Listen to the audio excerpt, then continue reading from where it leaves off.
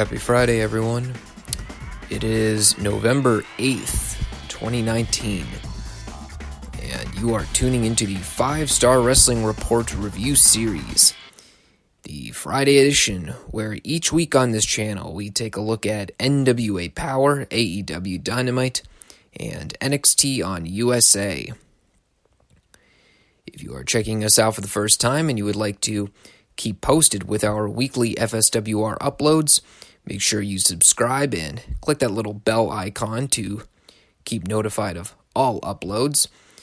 Videos are posted every Monday and Friday, with our Monday edition covering the news sources from the week, and our Friday edition always being dedicated to reviewing NWA, AEW, and NXT.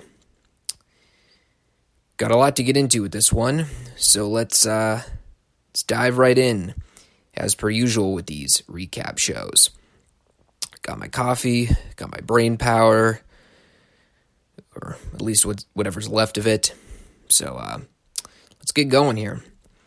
NWA Power, Episode 5. First thing my notes read about this show here. Shout out to the tweet from the gentleman that read, and I quote here, "I am 85% sure that Tropical Pirates on NWA Power is a porno trailer." You, sir, made my week. And the fact that NWA actually aired this on their television show just goes to show how much comedic relief that they have. We begin with Colt Cabana coming out for an interview with David Marquez. Colt talked about getting the win last week to secure a shot at the national title. Said that he's a main eventer, and tonight he is main eventing the show with James Storm to become the NWA National Champion. Oh, if only he knew. Promo was short and sweet to the point, though. This was then followed with an Aaron Stevens interview. He essentially claims that ring rust got the better of him in his match with Ricky Starks last week.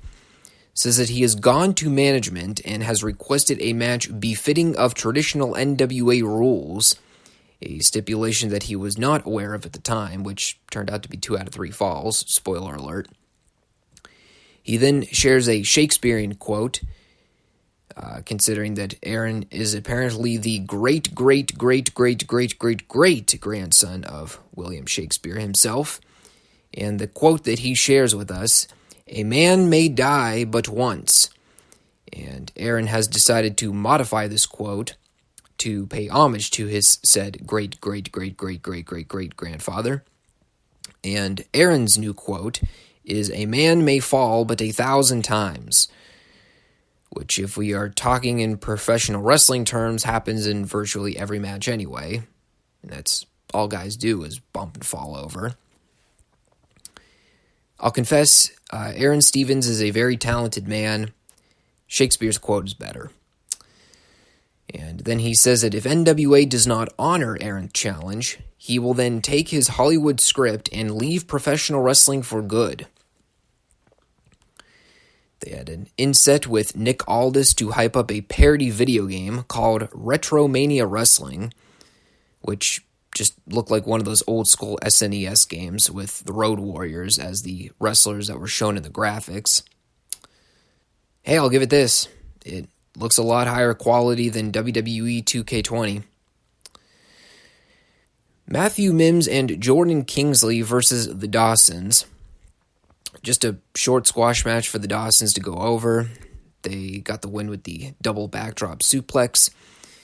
And then afterwards, they cut a promo saying that they've beat the number 1 contenders, therefore they want a title shot.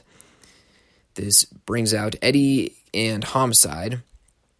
Kingston says that if the Dawsons won a tag title shot, then they will wrestle Eddie and Homicide one more time to prove that they earn it. The idea being that Eddie and Homicide already have a guaranteed title opportunity, but they are willing to sacrifice that opportunity in order to get their hands on the Dawson brothers again, which normally I would call out the babyfaces for being stupid for putting a potential championship opportunity at stake when they don't have to, but yeah, considering the fact that Eddie and Homicide have basically been boiling over with the Dawsons for weeks now, I could see why they would want this match. Plus, the Dawsons did beat them last week anyway. So the bald Dawson says they'll think about it, and everyone just kind of booed. We had a Joe Galley interview with Tim Storm. Joe tells Tim that he has seen him through the ups and downs of his career, and he wants to know if Tim plans on hanging up the boots and calling it a career. Tim basically says he doesn't know where his future lies, talks about being a man of his word and promising that he will never challenge for the world's title again under the preconditions that he adhered to. Joe asks about him challenging for other titles, but Tim says that it doesn't really interest him. It's not in his line of vision. Eventually, Nick Aldis comes in and pulls Tim aside to talk with him, tells Tim that he should not be making mistakes that he'll regret. He says that he can't let guys like Eli Drake come in to NWA and brainwash him into making all these rash decisions. Tells me he can't let him get into his head. Says that him and Nick built the NWA together, and all Nick wants to do is stop Tim from making a decision that he'll ultimately regret. What that decision is, I don't really know. I guess we are presumed to believe that it's regarding Tim announcing some kind of retirement, but more so seems like they're going in the direction of teasing a heel turn, which would be quite unfortunate because I can guarantee you this right now. I do not want to boo Tim Storm, and I do not think that 99% of the studio audience wants to boo Tim Storm either, so we will see where it goes. Ashley Vox versus Thunder Rosa. I believe this is the first Thunder Rosa match I've ever seen. She has a really strange gimmick, which I don't really understand. It's like if you morphed Rosemary and Darby Allin together, you get Thunder Rosa. The only thing that's missing is a skateboard to go along with the act. Thought the match was perfectly fine. Rosa took like 80% of the match. Ashley sold and sold and sold forever. She made a small, valiant comeback at the end, tried for an abdominal stretch submission, but Rosa countered, hit a drop kick off the ropes, followed by a double foot stomp to the back for the win. Then she pummeled Ashley after the bell until Marty Bell came out to make the save. They also went to the well again with playing the dramatic Rosa Aztec drum roll music. That I also find a bit obscure, and I'm not exactly sure what this adds, but it's a thing that they do, so whatever. Rosa seems like a perfectly fine wrestler. She was competent. Everything she did looked clean, so that part was fine. I guess I'm just not really sold on the gimmick. It seems like everyone in wrestling today digs the all-black, painted-up gothic emo character. Guess everyone's been watching Crow Sting tapes from 1997 and figured, yeah, well, if it worked 22 years ago, why wouldn't it work in 2019?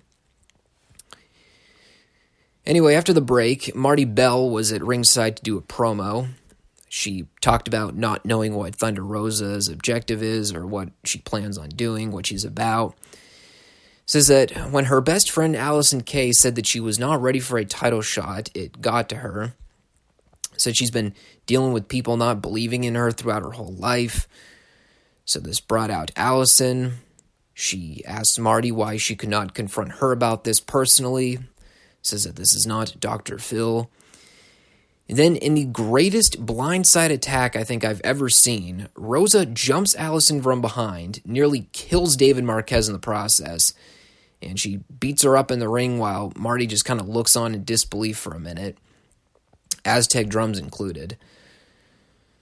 Again, good idea in theory, but maybe they just want to cut that from the production altogether. So she's beating on Allison in the ring. Marty finally gets in and teases that she's going to make the save, but then she thrusts kick Allison in the face and I guess turns heel to align with Thunder Rosa or something. I don't really know. Thunder Rosa does have really good mannerisms. I'll at least give her that. We had another question mark hype promo. I still think they need to reveal this as Vince Russo for the ultimate swerve.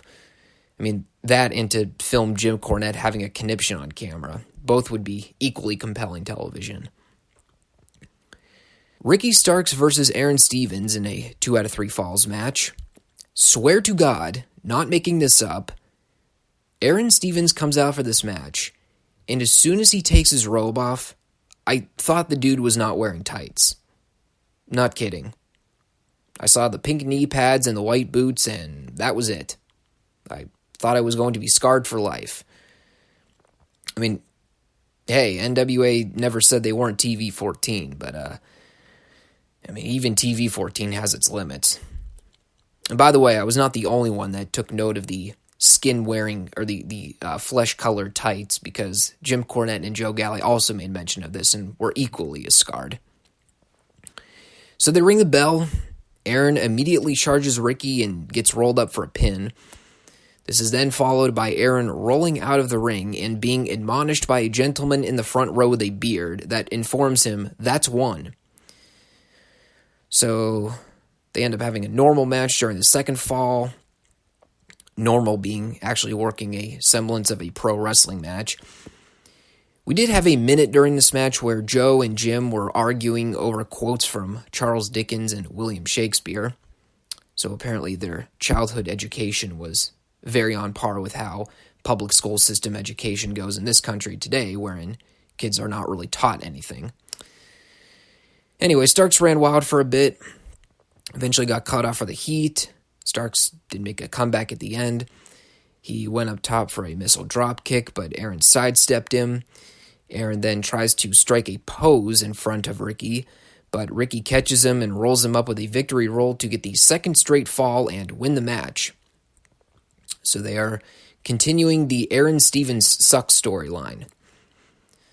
Not really sure how much mileage that's going to have. I mean, dude's eventually going to have to win a match, right? At least you'd think that. I guess the thing that's so great about Aaron, though, is that he doesn't necessarily have to win matches to get over. I mean, at least that's not the idea that they're going for. I mean, I think the idea is that he's so caught up in being a poor man's Hollywood actor in crappy films that he forgets that he's actually supposed to be a pro wrestler. And like I said, the gimmick works on the surface.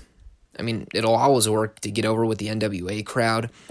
But it's also kind of one of those things where if they tried this in any other promotion, it would flop instantly.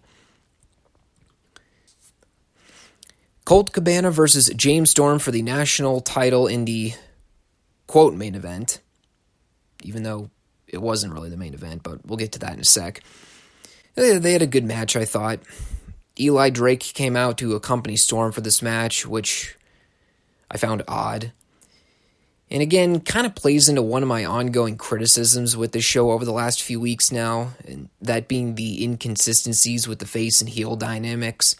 I mean, I could have sworn that Drake was a babyface the last few weeks, and I know that Storm's been a tweener recently, sort of leaning more heelish. So I don't really know what Drake's motivation is for being out there, and quite frankly, I don't really know what Drake's motivation in NWA is at all. I mean, he's sort of just kind of been like a pep talker for all the guys, but he hasn't really done much to get himself over, so it's weird. Anyway, they had a pretty good back and forth match. Eli Drake tried to get on the apron after Storm got a near fall with the Eye of the Storm, but Anderson yanked him down. This was followed by Camille coming out to give Drake a forearm to the face, which is actually male-on-female violence that I could believe that Camille could knock Eli Drake out with a forearm, so I was not insulted by that. And with all kinds of bedlam and chaos going on outside the ring, Colt gets the Superman pin on Storm to win the national title.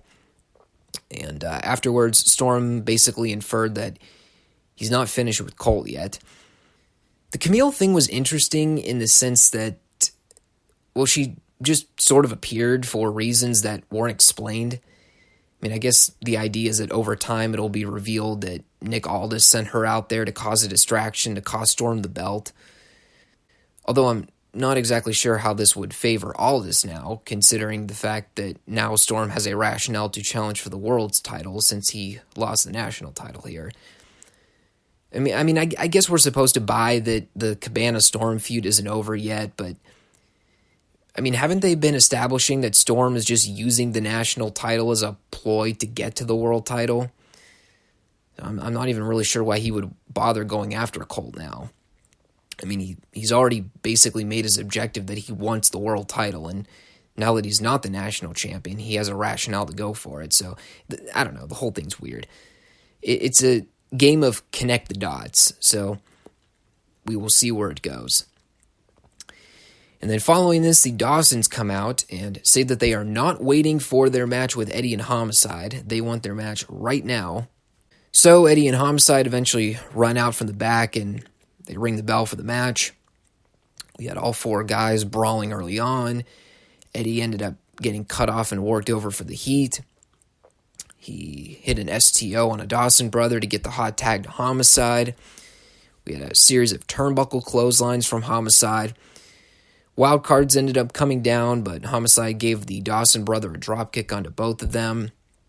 Eventually, Latimer and Isaacs tried to hit the ring again, but the Rock and Roll Express ran out to make the save this time, who have somehow miraculously recovered after having been assaulted by LAX on Dynamite a week ago and being thrown off the stage through a gimmicked floor. Even at age 60 plus, man, Ricky Morton and Robert Gibson, still the man. The Dawsons eventually tried for the running double splash on Homicide, but he dodged it. Him and Eddie ran wild for a minute, and then Homicide got the pin after hitting a Gringo cutter on one of the Dawson brothers. And that was how the show went off air. Rock and Roll Express came in to endorse them, and that presumably sets up the tag title program. And that was Powerrr. Overall, I'd say the show was pretty good. Not my favorite of the bunch I've seen thus far, but the storylines are some of the best storylines I'm seeing in professional wrestling right now, discounting Cody versus Jericho. I've said before that I am well aware that the quality of these matches are never going to be on par with what NXT and AEW deliver, but, in a sense, that's kind of why I actually enjoy watching the show even more. I know it's a stark contrast to what the other shows are doing.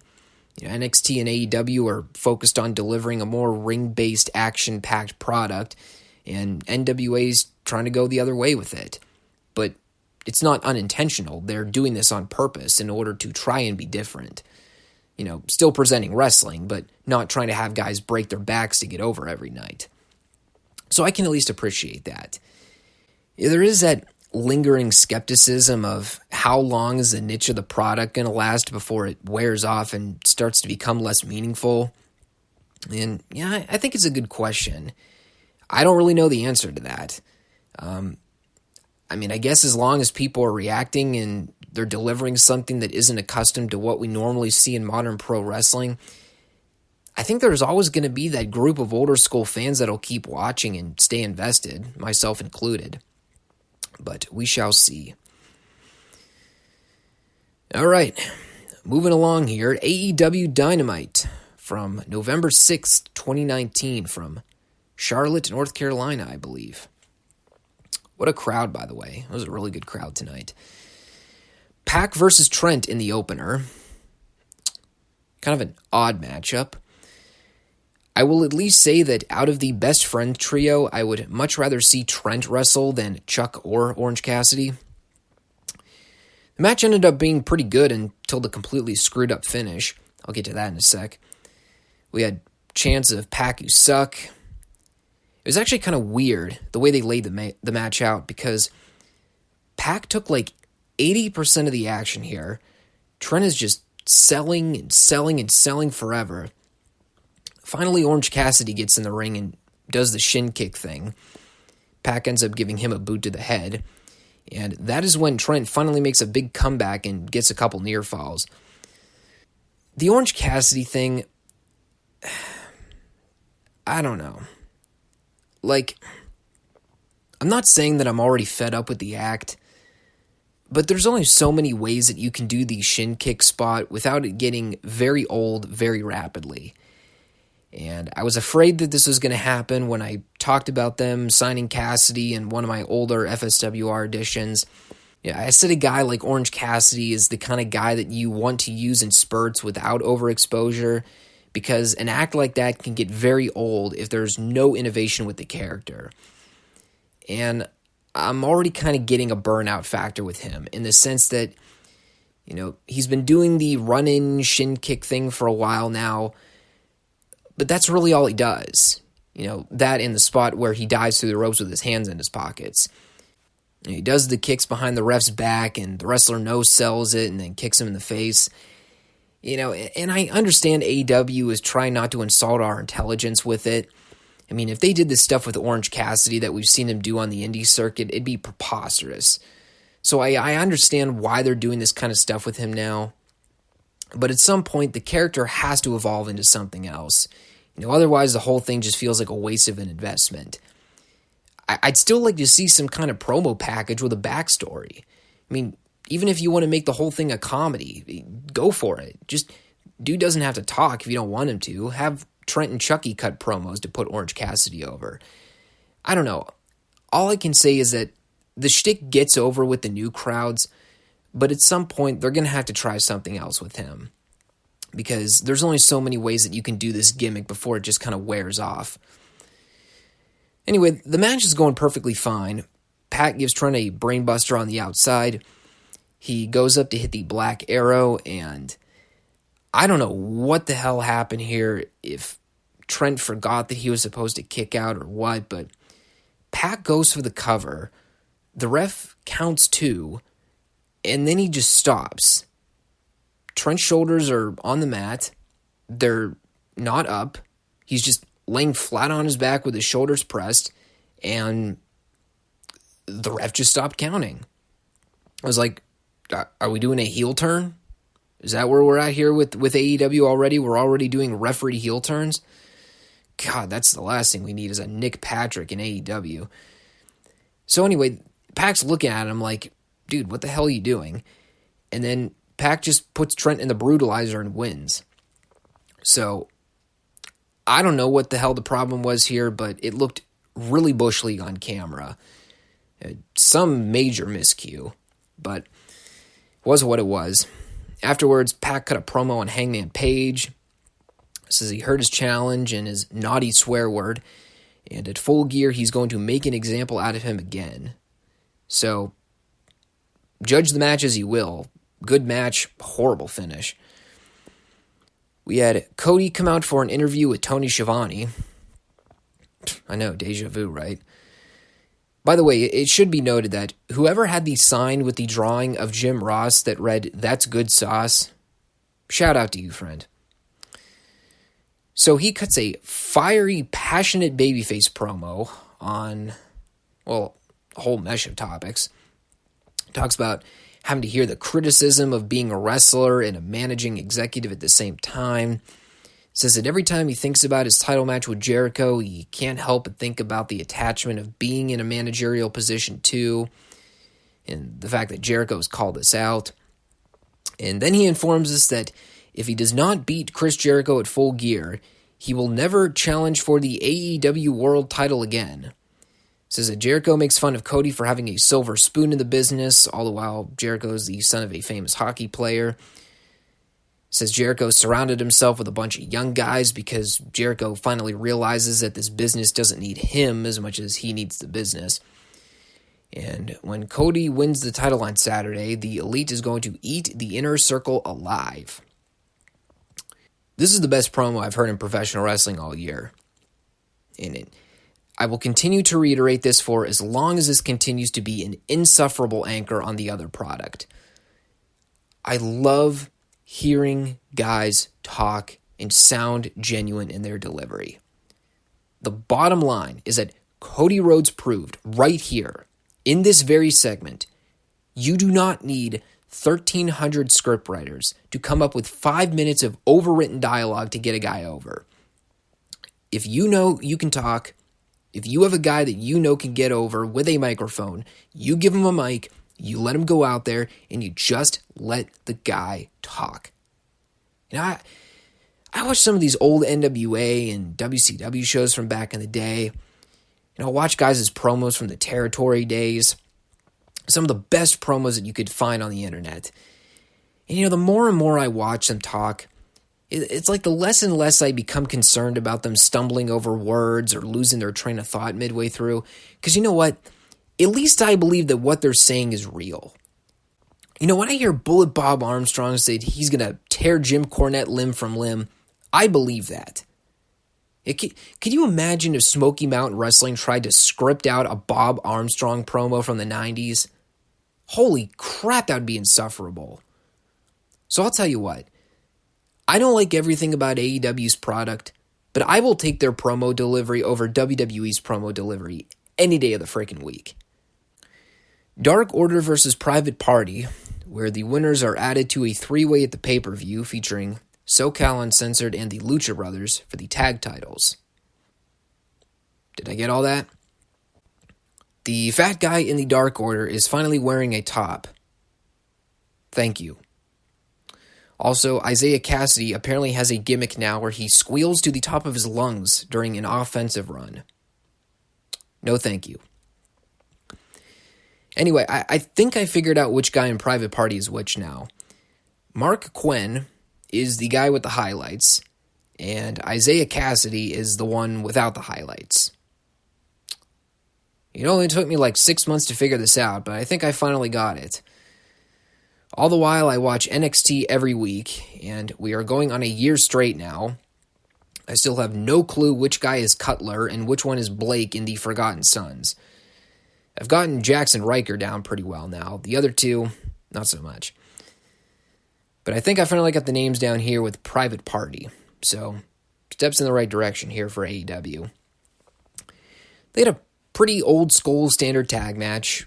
Dark Order worked over Cassidy. There was actually a brilliant moment during this where they did the hot tag spot with Quen and the fat guy, the one that's not named Stu Grayson. But because Quen is small and the masked dude is fat, they actually had Quen immediately get cut off with a clothesline from the fat dude. I actually kind of like that. It is the hot tag tease without it being WWE's version where the babyface just gets yanked off the apron like they do in every tag match. So Private Party made a comeback. Dark Order hit that rolling senton 450 combo for near fall. They did some more stuff for a few minutes. And finally, Quen crotched Grayson on the top rope, and they hit the Hurricane Rana DDT combo to get the win. So it is now Kaz and Scorpio versus the Lucha Brothers versus Private Party at the pay-per-view. And suffice it to say, I'm not a huge fan of triple threats in wrestling, probably due in large part to WWE's oversaturation of three-ways and multi-man matches over the last couple of years. Match will probably just be a bunch of guys doing flips and flops for 15 minutes. The crowd's going to eat it up, of course. I'm sure it'll be a great match for the people that like the no-sell spot fest stuff, but it's really just not my flavor.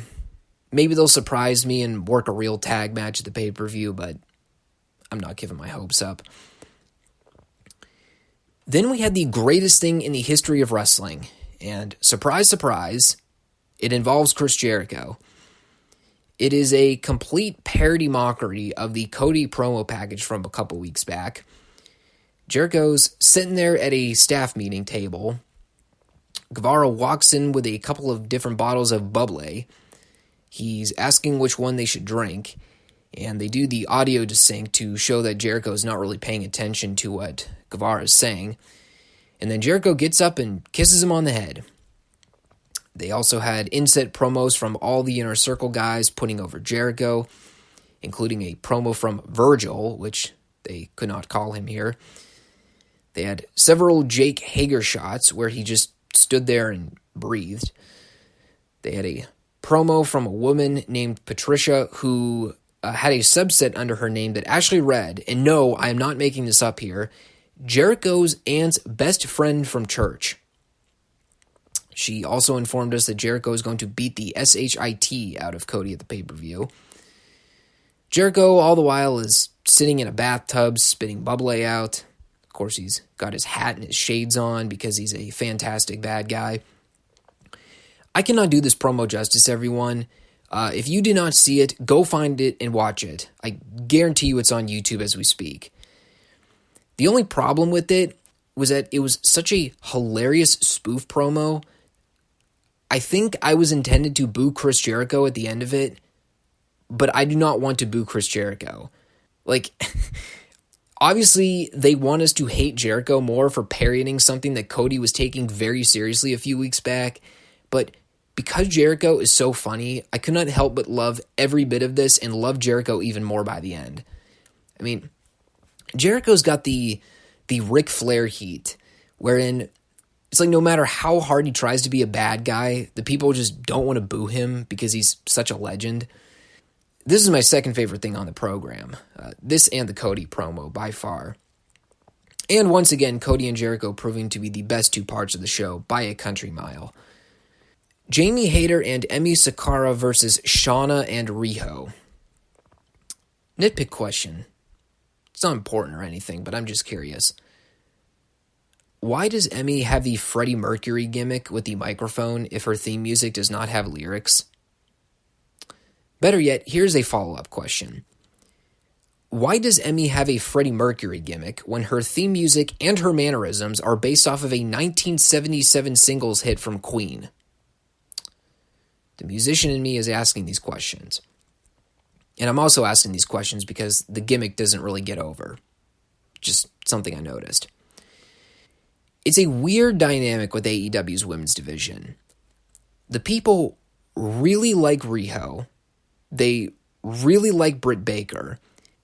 And then there's the rest of the division where, I don't know, it's like sometimes the people will react, but I can't tell if it's them actually reacting or if they're just trying to be nice and get the segment over. And I saw that play out firsthand during this match. Shauna is actually a really good wrestler. If you've ever watched her independent work, like, she's pretty good. I mean, I remember when people were rallying for her to go to TNA years ago when their women's division was at its all-time worst. And it's unfortunate that she was never signed. But it's like Shauna gets her first big break here in a major organization. She's out there wrestling, and the people just aren't reacting to her.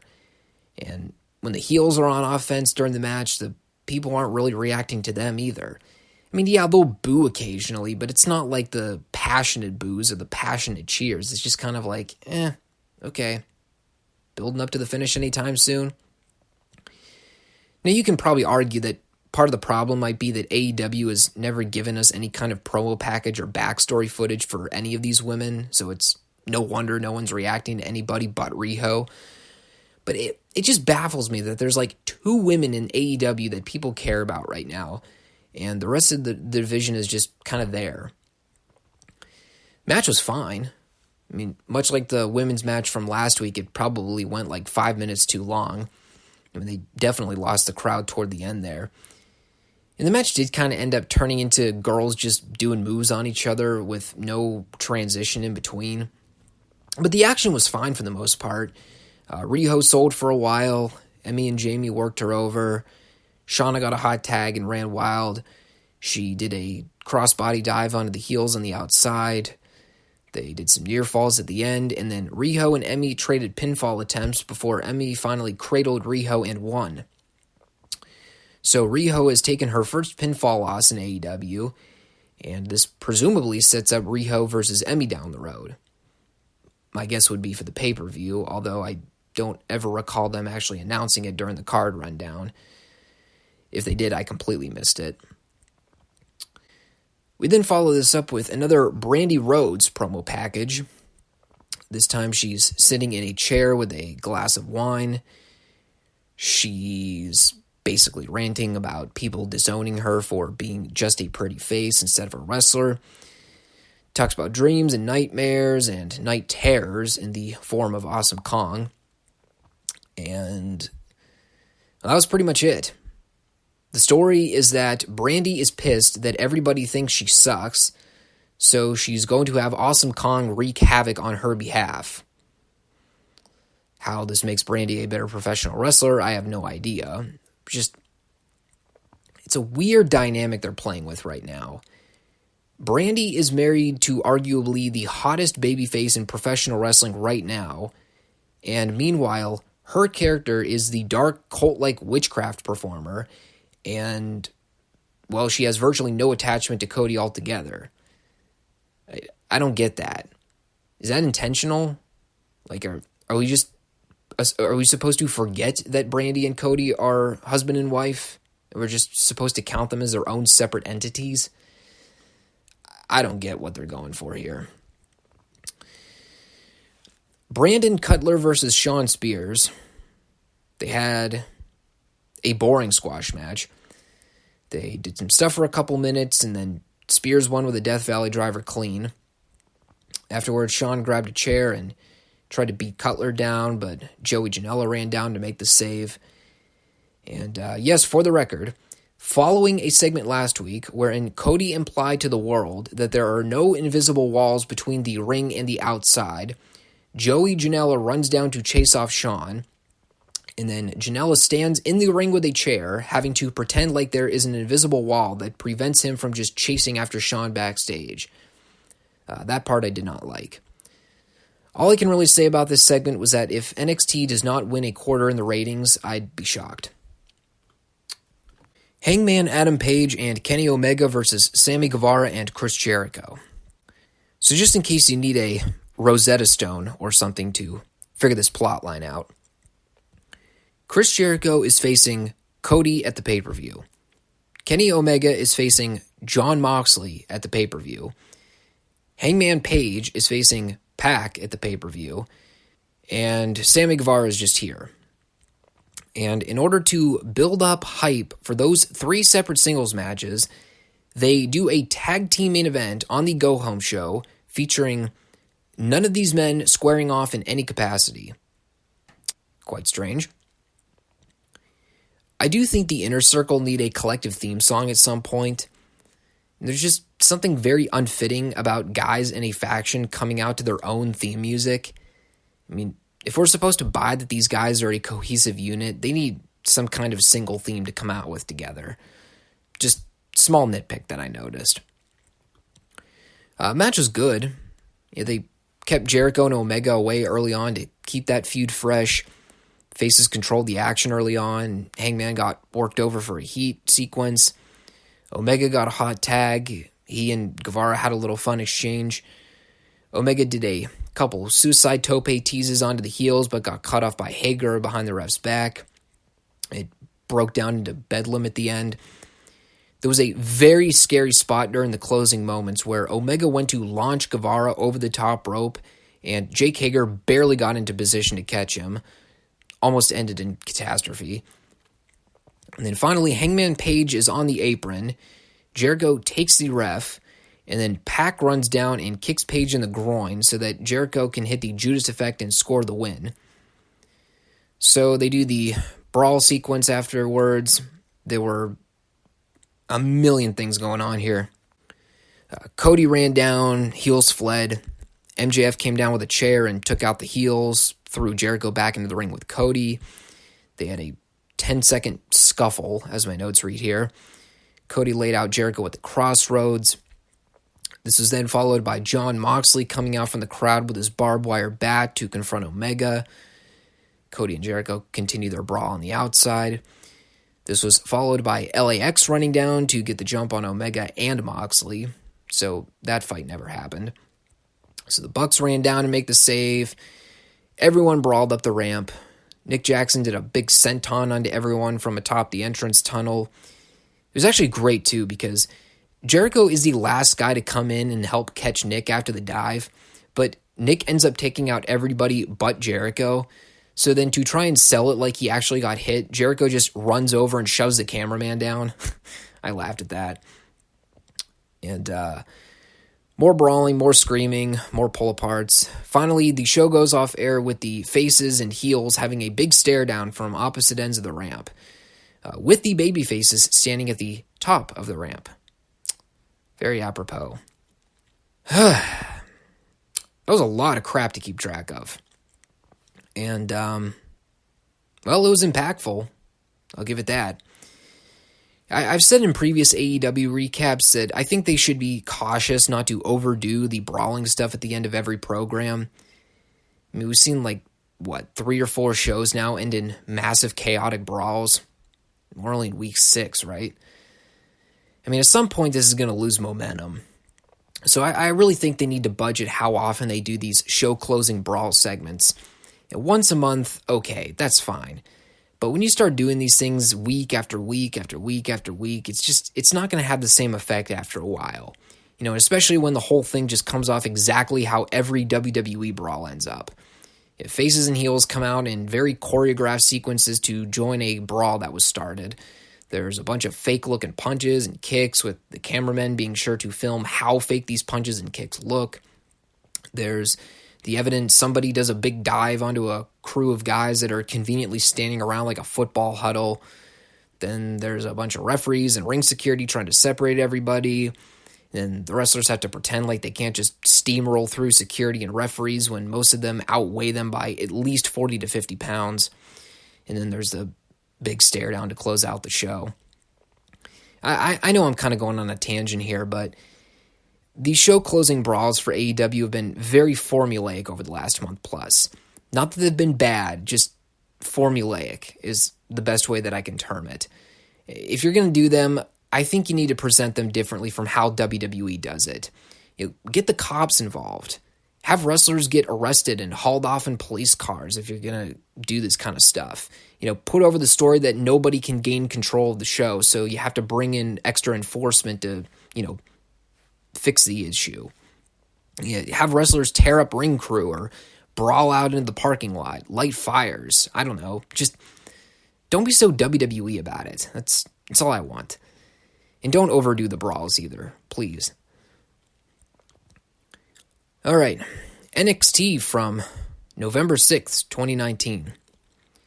We begin the show with, no, not making this up, AJ Styles, Luke Gallows, and Carl Anderson.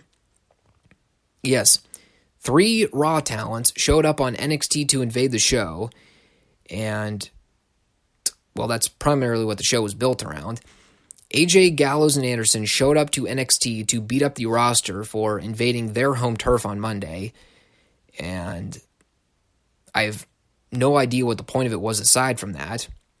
It did absolutely nothing to hype up NXT's Wargames show, but moreover, the whole thing was designed to build up hype for Raw versus SmackDown versus NXT for Survivor Series the following night. And don't get me wrong, it was a cool concept. They aired footage of the OC jumping the Undisputed Era in the parking lot earlier on. They all end up walking down to the ring through the crowd. AJ cuts a promo saying that the OC is here to take over NXT. This brings out Tommaso Ciampa, and he says that everyone's been wondering when he's going to get called up to the main roster, and he claims that NXT is both the main roster and Daddy's home. Talks about not having a problem with the OC taking out the Undisputed Era, but Ciampa does have a problem with them coming to NXT and trying to claim his ring. So this eventually brings out Keith Lee and Matt Riddle, and then Ciampa lays out the big challenge for the night. OC versus Ciampa, Lee, and Riddle in the main event. And by the way, I should note here, never mind the whole idea of them already completely negating the idea of the brand split. That's the last thing on my mind right now. Why are talents from other rosters allowed to just show up without getting arrested? You know what I mean? It's like AJ, Gallows, and Anderson can just waltz into NXT with a live mic and cut a promo without Triple H sending out security or law enforcement to have men forcibly removed from the building. And if the answer is, well, we need to build up the brand versus brand deal for the Survivor Series, okay, then here's my follow-up question. Why does Survivor Series need to be brand versus brand after they've already done a draft wherein wrestlers are exclusive to particular brands that they were drafted to? None of this makes any sense. And the other thing, I never understood why WWE has gone to this Survivor Series format over the last few years. The brand versus brand thing is cool, but it doesn't ever really do anything besides just put together a bunch of dream matches. And, for what used to be one of WWE's big 4 shows, the fact that it's just basically become this brand versus brand battle for supremacy or whatever, it just goes to show how completely negated this Survivor Series concept is now. And I don't really like NXT being thrown into that mix too, because it just gives them an excuse to job everybody out from NXT, which is not really what I want to see. But, that's what Vince will probably do to troll everybody. Pete Dunne versus Damian Priest. a contest that Mauro Ranallo refers to as, and again, no, not making this up here, go back and listen to it, the treacherous Tuxopholite and the Bruiserweight. Right. Why don't we just stick with the Archer of Infamy, huh, Mauro? Anyway, I'd like to think that this is a good match. It would have been nice if like 85% of it didn't happen during a damn commercial break. But from what we saw, it was very good. It was a great stiff exchange where Dunn and Priest were just driving kicks and forearms into each other for like a minute and trying to knock each other down. That was pretty awesome. They also had an absolutely phenomenal finish. Priest does the arrow shot deal while Dunn's lying on his back, but Dunn grabs Priest's fingers and tries to snap them, and playing off the finish from their previous match, Priest tries to lure Dunn into the corner with the ref trap behind him so that he can kick Dunn in the groin again. But Dunn, like a smart babyface would do, scouts the situation and kicks Priest in the groin himself, and then Dunn breaks Priest's fingers and locks in the cross armbar, and Priest taps out. Great finish. Awesome storyline continuity. Then afterwards, Killian Dane did a run into Blindside Pete, did a couple of Vader bombs to him. And then as he tries to leave, Damian Priest tries to give him a couple stiff shots, but Dane shrugs him off and shoves him into the steps. And then he follows up with a running senton. So they are, in fact, going with Pete Dunne versus Killian Dane at some point. I guess with Damian Priest thrown into that equation somehow. Can't say I'm all that enthused with that program, but truth be told, I haven't really been enthused with anything that Killian's done since he's returned to NXT. And it doesn't seem like the fans are either. See the chance of shave your back directed toward Killian Dane here. I mean, the dude's entire run so far has been jumping Matt Riddle because, and jumping Pete Dunne because. Not a lot of forethought there, it seems. Tayanara versus the debuting Santana Garrett. Although I'm pretty sure Santana's wrestled a couple squash matches for NXT before. But I guess this would be her first match under an official contract now. Anyway, they had just an okay match. Tayanara did some jiu-jitsu throws and some holds for a while. Santana tried for the signature handspring splash off the ropes, but Tayanara moved out of the way. And then Tayanara hit a Kamigoye for the win. Santana's very green, so probably not the best idea in the world putting her in the ring with someone like Tayanara who's equally as green. It was there. Probably the best Tayanara match I've ever seen. Not like saying a whole lot, though. Dakota Kai versus Shayna Baszler. This is actually a pretty good women's match, all things considered. The story they set up earlier was that Dakota wanted to prove to Rhea that she deserved to be on her team in Wargames. And when Shayna called Dakota a waste of a pick on social media, Dakota wanted this match to prove to Shayna that she is not a waste and deserves the opportunity. So it's a perfectly fine story they were going for. Dakota took control early on and spent a few minutes pie-facing and nudging Shayna.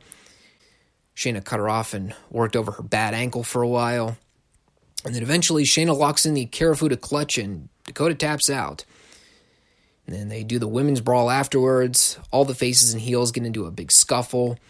Eventually Mia Yim runs out with a kendo stick and sends the heels packing.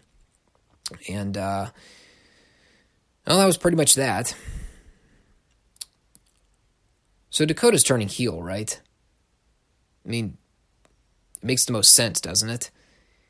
She's taken 2 straight losses since her return, and now she has lost a match that basically gave her the opportunity to be a part of Rhea's team at Wargames. And if Jessamine and Marina are not going to be in the match, then it leaves an open gap on the heel team for now, what with Mia Yim throwing her hat into the babyface equation. Tony Nese versus Angel Garza, with the winner earning a Cruiserweight Championship match down the road. I can't tell if I'm just imagining this or what, but am I wrong when I say this? It's like I watch Tony Nese, and I'm just infatuated with his face. I know this sounds weird, but it's like if Jay White and Trent Beretta were warped into one human, you would have the birth of Tony Nese. I was very tired watching the show by this point, if you've not noticed already. So, Angel Garza's really winning this crowd over week to week. I mean, he's definitely got that Eddie Guerrero charm to his character, where he can be a dastardly heel when he wants to, but at the same time, he can also be a great babyface when the match calls for it. And he and Nese had a real fun match here. They actually had this great spot where Nese went for the sunset flip powerbomb off the top rope, but actually pulled off Garza's pants. And had this actually led to the finish with Garza getting the win, it would have been a perfect spot. Unfortunately, it was just used as a commercial transition, and when they came back, Garza and Nese were still doing more stuff. So that was a missed opportunity, I thought. They did a couple false finishes toward the end. Nese got a 450 splash, but Garza got his foot on the rope. They traded some more moves, and then finally Garza got the win with the butterfly suplex. Then after the match, Lio Rush tried to come out for a handshake with Garza at the top of the ramp, but Garza gave him this wicked slap to the face. And then Lio smirked and told him it's on next week. And yes, just so we're on the same page here, everyone, Angel Garza went from working an entire match as a babyface to slapping Lio across the face to set up a match next week where presumably Garza will be working as the villain. I would say that I am baffled, but it's 2019. Apparently, faces and heels don't really exist in the traditional sense anyway. So, what the hell do I know? We had a follow-up skit with Kathy Kelly catching up with the babyface team for Wargames. The women's babyface team for Wargames, I should note. She asks Rhea Ripley who she's choosing as her fourth partner. Rhea, unsurprisingly, chooses Mia. Rhea and Mia. Gotta make sure I don't botch that up. This is followed with Rhea telling Dakota that she's sorry, but she did not make the cut. And, Dakota just walked off set, and everyone in the crowd just went, "Aw." And then Rhea said that this is her team. What a jerk. Anyway, long story short here, they are making it so bluntly obvious that Dakota is going to turn heel and join Shayna's team that if and when she actually does turn, it's going to shock absolutely no one. So I'm kind of hoping that they have something a little more slicker to advance the story going forward. Maybe have like Tegan Nox get taken out in the forthcoming weeks so that Dakota can be on Rhea's team as a last-minute replacement. And then over time, you develop that story and ultimately reveal that it was Dakota that took out Tegan and prevented her from being a part of the match the whole time. It's the Roman Reigns, Eric Rowan saga done right, basically. I don't know, but just having Dakota turn and join Shayna's team is A, way too obvious now, and B, makes absolutely no storyline sense if you think about it. Plus, here's the thing that I really didn't think about until just now, but since it's on my mind, I may as well bring it up. What exactly did Tegan Nox do to be on Shayna's team? Candice I can understand, since she's had history with Shayna and was the closest to beating her for the title. Mia ran off the heels this week and made the save for the babyfaces. But Tegan, she was just sort of a body that was there. And, so was Dakota for that matter.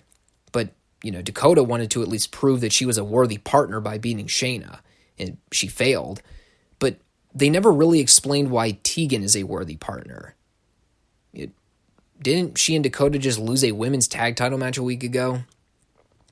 So there's some continuity there that just doesn't really make a whole lot of sense, and I just realized it as I was recapping this segment here.